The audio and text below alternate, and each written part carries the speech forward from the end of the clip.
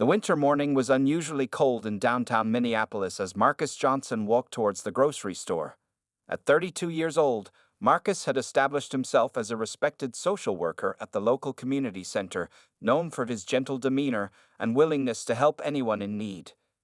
His tall frame was bundled up in a thick black coat, and his warm brown eyes surveyed the street as he walked. The sidewalks were treacherously icy after last night's freeze, and he carefully watched his step. Working at the community center had taught him that accidents could happen to anyone, especially in weather like this.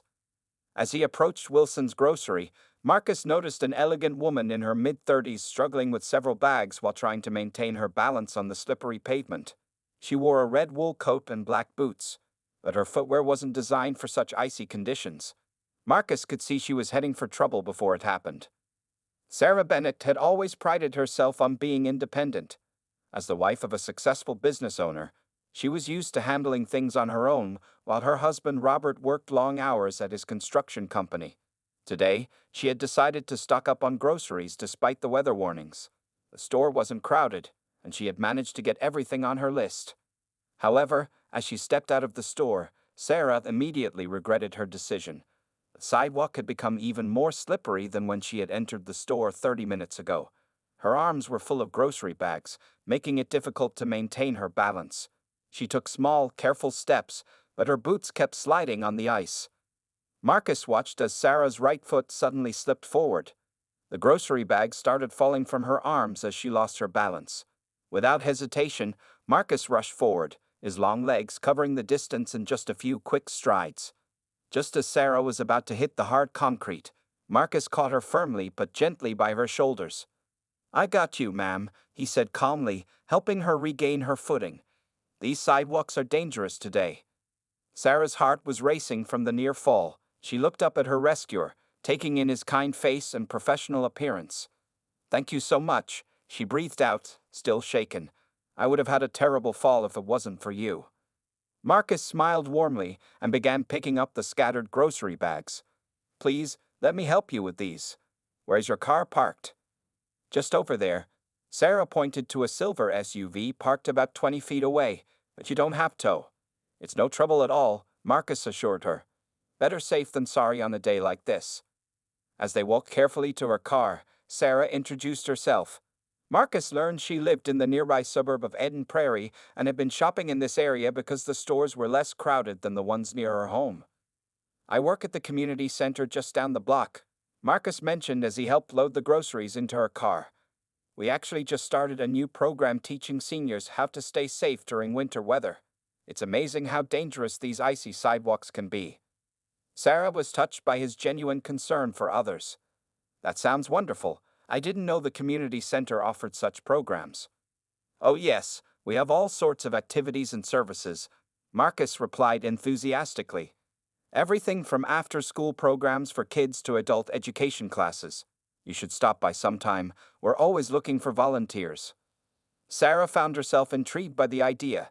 She had been looking for meaningful ways to spend her time, tired of the lonely hours at home while Robert worked. "I might just do that," she said thoughtfully.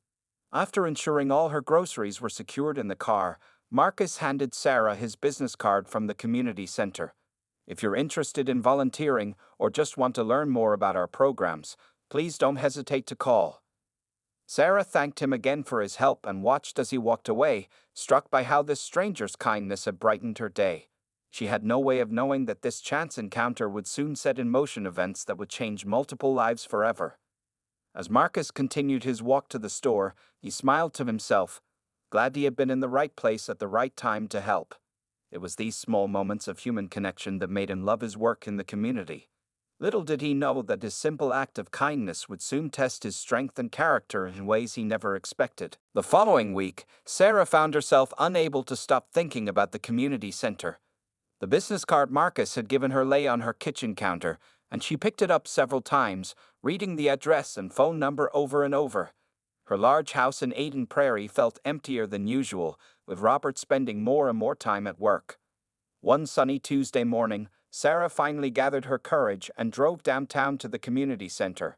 The brick building was older but well maintained, with colorful posters advertising various programs visible through the windows. As she walked through the front doors, the sound of children laughing echoed from somewhere inside. The reception area was warm and welcoming, with comfortable chairs and walls covered in artwork made by local children. A friendly elderly woman at the front desk looked up as Sarah entered. "Good morning. How can I help you today?" the receptionist asked with a genuine smile. "I'm looking for Marcus Johnson," Sarah replied, fidgeting with her purse strap. "He helped me last week and mentioned volunteer opportunities." "Oh, you're in luck. Marcus is just finishing up a meeting. Would you like to wait? It should only be a few minutes." Sarah nodded and took a seat, observing the steady stream of people coming and going. She saw teenagers arriving for after-school programs, elderly folks gathering for what looked like an art class, and mothers with young children heading to what the signs indicated was a reading room. Soon, Marcus emerged from a hallway, engaged in conversation with a colleague. When he spotted Sarah, his face lit up with recognition. "Mrs. Bennett, what a pleasant surprise." "Please call me Sarah," she said, standing to greet him. "I've been thinking about what you said about volunteering." Marcus's warm smile made her feel immediately at ease. "That's wonderful. Would you like a tour of the center? I can show you all the different programs we offer." As they walked through the building, Marcus explained each program with obvious passion. They passed by classrooms where adult literacy classes were being held, a computer lab where seniors were learning basic internet skills, and a large room where teenagers were working on homework. "Our biggest need right now is in our after-school program," Marcus explained. "Many of these kids come from working families, and they need help with homework or just someone to talk to." Sarah watched as a young girl struggled with what appeared to be math problems. Without thinking, she said, "I used to be a math teacher before I got married." Marcus's eyes brightened. "Really? That's exactly what we need. Would you be interested in tutoring?" For the first time in years, Sarah felt a spark of purpose. "I would love that." They spent the next hour discussing the details of the volunteer program. Sarah found herself opening up about her life, sharing how lonely she felt with Robert always working. Marcus listened attentively, offering understanding nods and kind words. "Sometimes the best way to help ourselves is to help others," he said gently. "I've seen it happen many times here." As they talked, neither noticed Robert Bennett's expensive black SUV pulling into the parking lot. He had left work early, suspicious of Sarah's sudden interest in community service. Through the large windows, he watched his wife laughing and talking with Marcus, his face darkening with each passing moment. Inside, Sarah was filling out the volunteer application form when Marcus noticed the time. "I have a meeting with our youth program coordinator in 5 minutes. Would you like to start tomorrow? We have several students who could really use help with math." Sarah's face glowed with excitement. "Tomorrow would be perfect.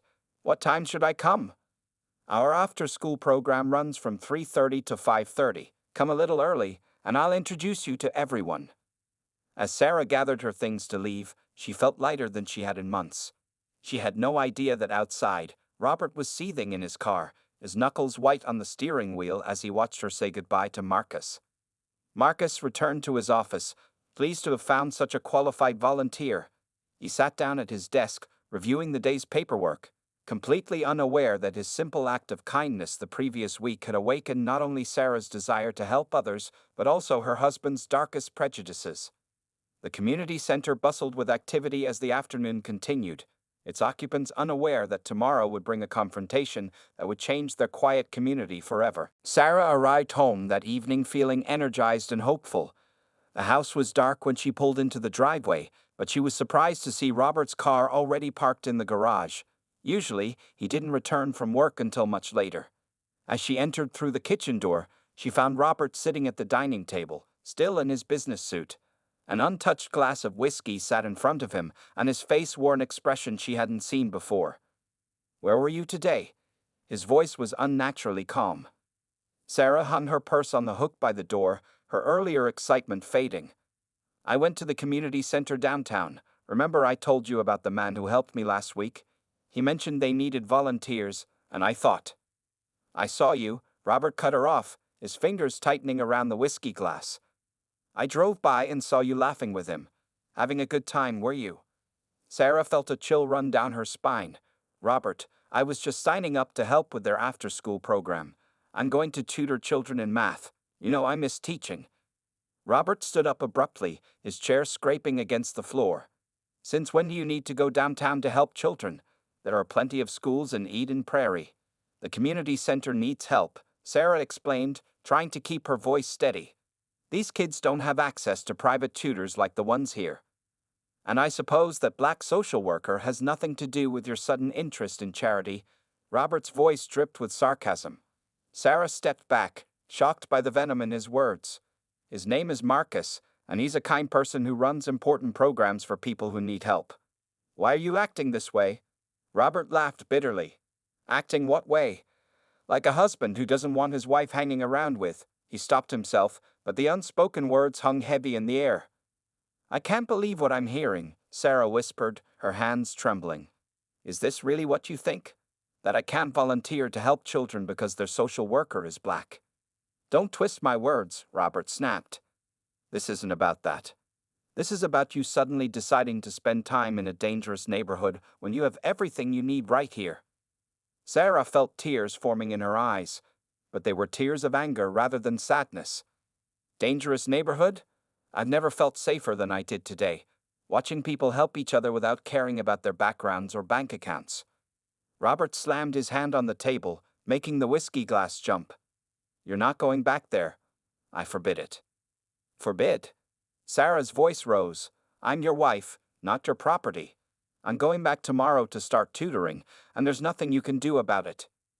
We'll see about that, Robert muttered, grabbing his car keys. Don't wait up for me. As he stormed out, Sarah sank into a kitchen chair, her mind racing. In 12 years of marriage, she had never seen this side of Robert. Sure, he had made occasional comments that made her uncomfortable, but she had always brushed them off as products of his conservative upbringing. Now, sitting in her quiet kitchen, Sarah began to recall other moments. Robert's reactions when certain families moved into their neighborhood, his comments about his employees, the way he chose which contractors to work with. A pattern emerged that she had been blind to, or perhaps had chosen not to see. Her phone buzzed with a text from the community center confirming her volunteer schedule for tomorrow. Looking at the message, Sarah made a decision. She wouldn't let Robert's prejudices stop her from doing what she knew was right. Upstairs, she went to their bedroom and opened her laptop. She began researching, reading articles about recognizing prejudice and confronting racism in relationships. The more she read, the more her heart sank as she recognized behaviors she had overlooked for years. Meanwhile, Robert sat in his parked car outside his favorite bar, his thoughts growing darker by the minute. He pulled out his phone and searched for Marcus Johnson and the community center, his jaw clenching as he read about the programs and services they provided. In his mind, he began forming a plan to protect what he saw as his territory, unaware that his actions would soon expose his prejudices to the entire community. The next afternoon, Sarah arrived at the community center at 3 o'clock, determined to start her volunteer work despite Robert's opposition. She had barely slept the night before, but her resolve was stronger than ever. Robert hadn't come home, only sending a terse text saying he was working late. The center buzzed with activity as children began arriving for the after-school programs. Marcus greeted her with his usual warm smile, unaware of the turmoil this kindness had inadvertently caused in her home. Ready for your first day? He asked, leading her to a small classroom where several students were already setting up their books. More than ready, Sarah replied, pushing her personal worries aside. She was introduced to 5 students who needed help with algebra, and soon found herself absorbed in explaining equations and mathematical concepts. Time flew by as Sarah worked with the students. She felt in her element, remembering why she had loved teaching so much. One girl, Maria, particularly reminded her of herself at that age, eager to learn but struggling with confidence. You're a natural at this, Marcus commented during a brief break. The kids are really responding to your teaching style. Sarah was about to respond when a commotion erupted in the hallway. Her heart stopped as she recognized Robert's voice, loud and angry, demanding to see his wife. Marcus's expression turned serious. Stay here with the students, he said quietly, moving toward the door. I'll handle this. But Sarah couldn't let Marcus face Robert alone. She followed him into the hallway, where she found her husband red-faced and clearly intoxicated, confronting the elderly receptionist. Robert, what are you doing here? Sarah asked, her voice shaking but firm. Robert spun around, his eyes wild. Taking my wife home where she belongs. He lurched forward, grabbing for Sarah's arm, but Marcus stepped between them. Mr. Bennett, Marcus said calmly, you're disrupting a learning environment. These children are trying to study. If you need to speak with your wife, let's do it outside. Don't tell me what to do, Robert snarled, his voice rising. You think you can come into my life, turn my wife against me?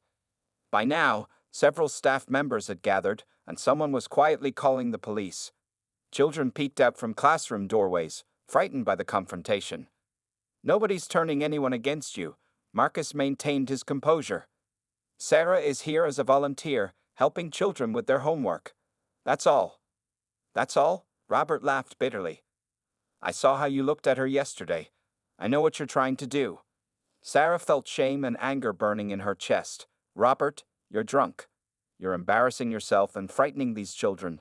Please, let's talk about this at home. Home? Robert's voice dripped with sarcasm.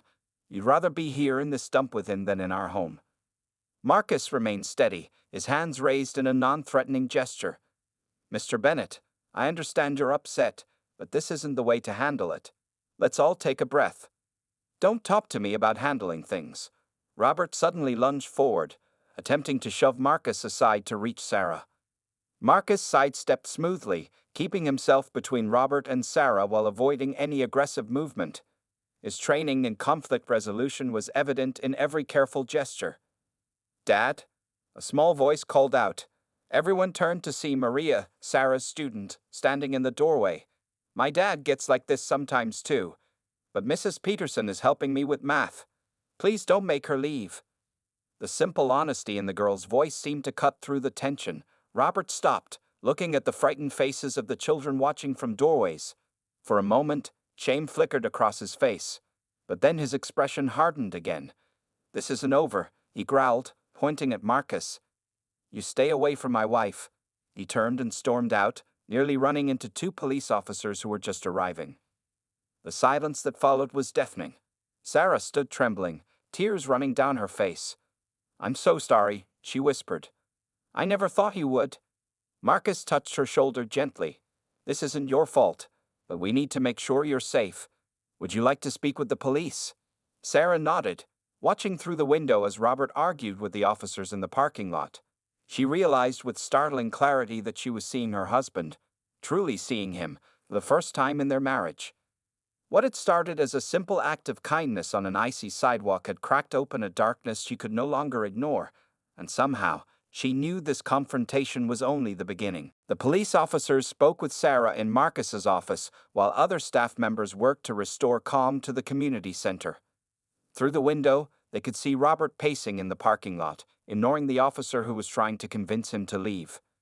Would you like to file a restraining order, Mrs. Bennett? Officer Chen asked gently, her notepad ready. Sarah wrapped her arms around herself, still shaking. I don't know. He's never acted like this before. At least, not in public. Marcus sat quietly in the corner, giving Sarah space while remaining present for support. The center's security cameras had captured the entire incident, and the footage was already being reviewed by law enforcement. What do you mean, not in public? Officer Chen probed carefully. Before Sarah could answer, shouts erupted from the parking lot. Through the window, they saw Robert charging back toward the building. This time, he wasn't just angry. He had grabbed a tire iron from his car. Stay here, Officer Chen commanded, rushing out with her partner. But Robert was faster than anyone expected. He burst through the front doors before the officers could reach him, his face contorted with rage. Children screamed and ran for cover as he stormed down the hallway toward Marcus's office.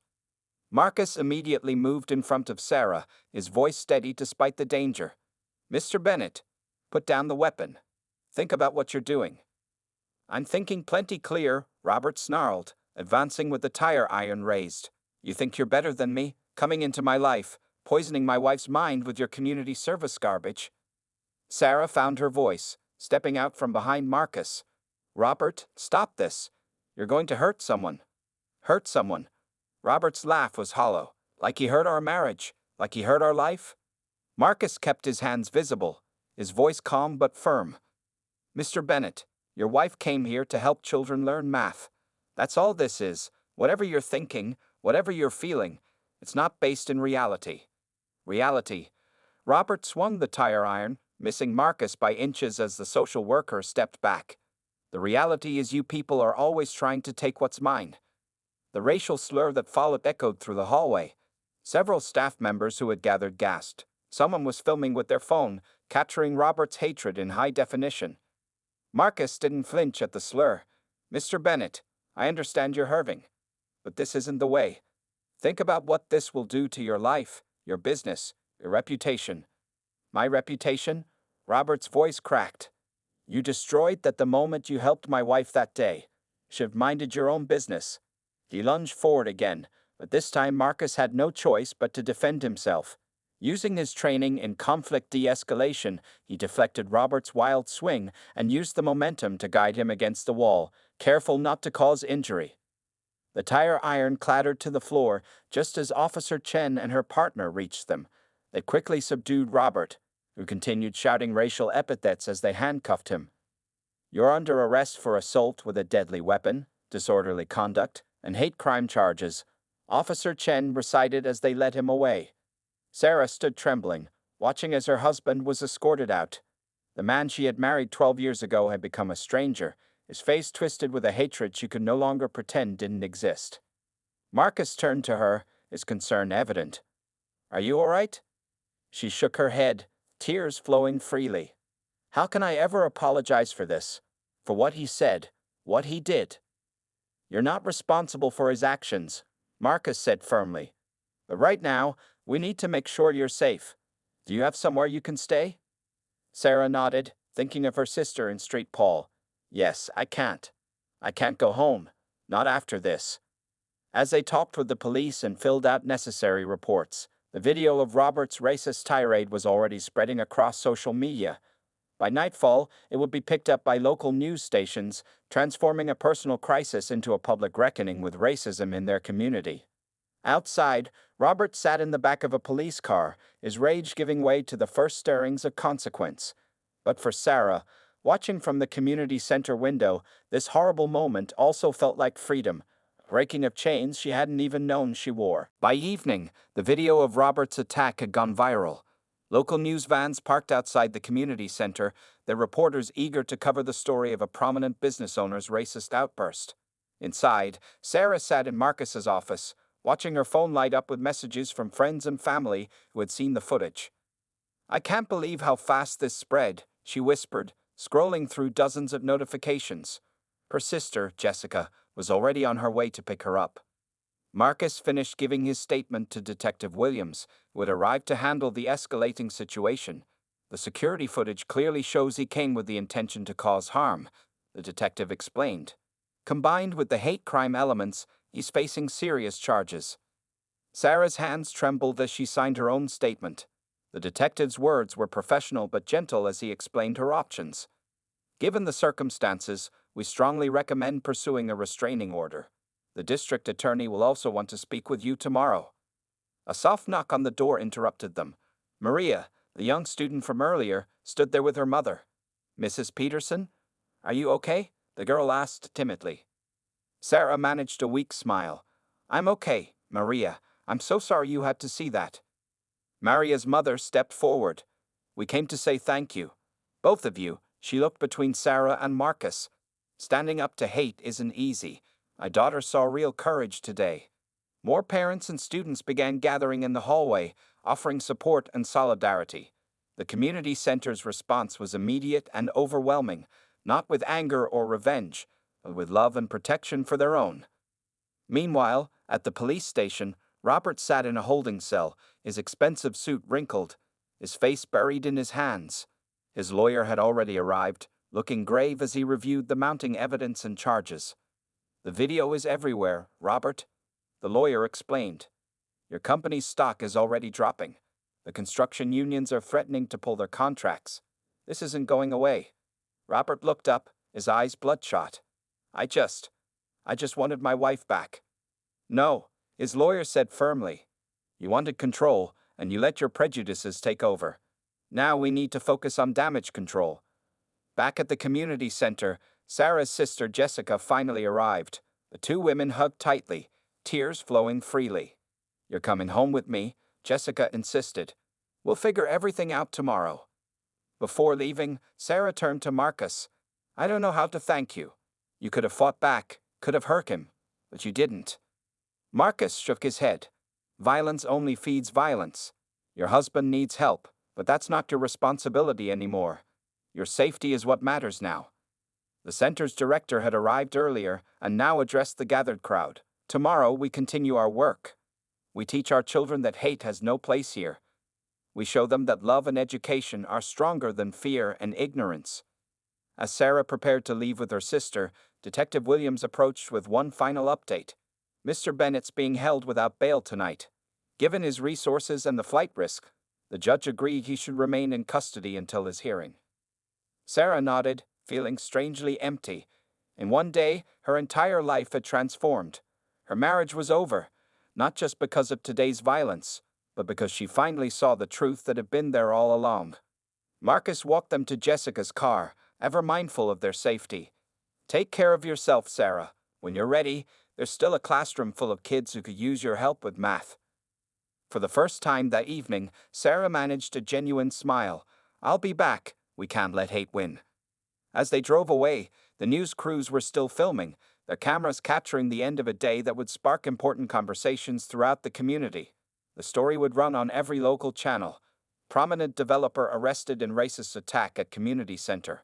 But the real story, the human story, was about more than just one man's violent prejudice. It was about a community coming together, about courage in the face of hatred, and about the power of standing up for what's right. Back in his office, Marcus looked at the dent in the wall where the tire iron had struck. Tomorrow, he would need to speak with the center's board, review security procedures, and help his staff process the trauma. But tonight, he said a quiet prayer, not just for Sarah's safety, but for healing in a community that desperately needed it. A week after the incident, the community center buzzed with unusual activity. News crews set up their equipment outside as people gathered for a hastily organized community meeting. The attack had sparked a larger conversation about racism in there. Sarah sat in the front row beside her sister Jessica, watching as Marcus took the podium.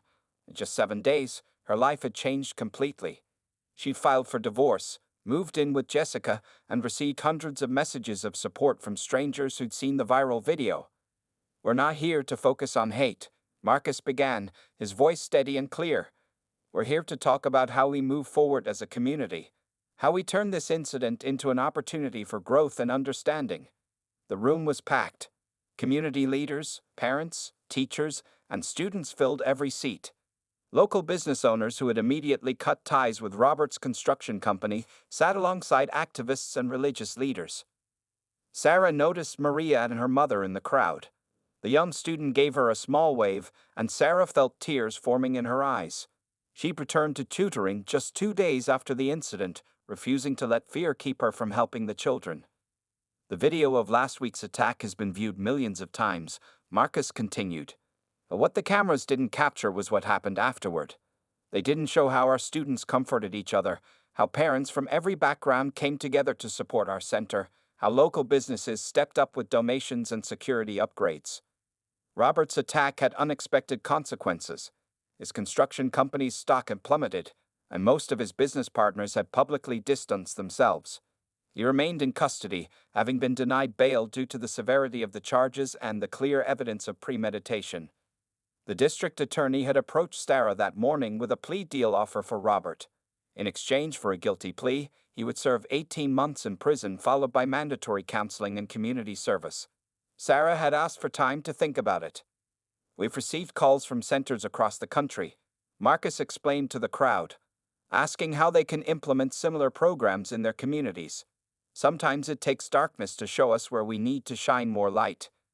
The center's board of directors announced new initiatives, expanded adult education programs, focusing on cultural understanding, partnerships with local businesses for job training, and increased security measures to ensure everyone's safety. Local politicians, sensing the shifting winds, pledged support and funding. The mayor herself stood up to speak about the importance of confronting racism in their community, though Sarah noticed some people shifting uncomfortably in their seats. During the public comments section, Maria's mother stood up. "My daughter was there that day," she said, her voice trembling but determined. She saw hatred up close for the first time. But she also saw Mrs. Peterson and Mr. Johnson show incredible courage. She learned that standing up to hate is not just possible, it's necessary. Others shared similar stories. A local business owner admitted to his own prejudices and pledged to do better. A teacher spoke about using the incident to discuss racism with her students. A teenager described how the center had changed his life. Sarah hadn't planned to speak, but suddenly found herself walking to the podium. The room fell silent as she adjusted the microphone. "A week ago, my husband's actions forced me to confront uncomfortable truths," she began, "about my marriage, about privilege, about the subtle ways we enable racism by staying silent. I can't change what happened, but I can choose how I respond to it." She looked at Marcus, then at the gathered crowd. "This center represents everything my husband feared, people of different backgrounds coming together, supporting each other, proving that we're stronger together than apart. I choose to stand with this community." The applause was deafening. As Sarah returned to her seat, people reached out to touch her shoulder, offer words of support, share their own stories. After the meeting, Marcus announced that the center would remain open late for anyone who wanted to continue the conversation.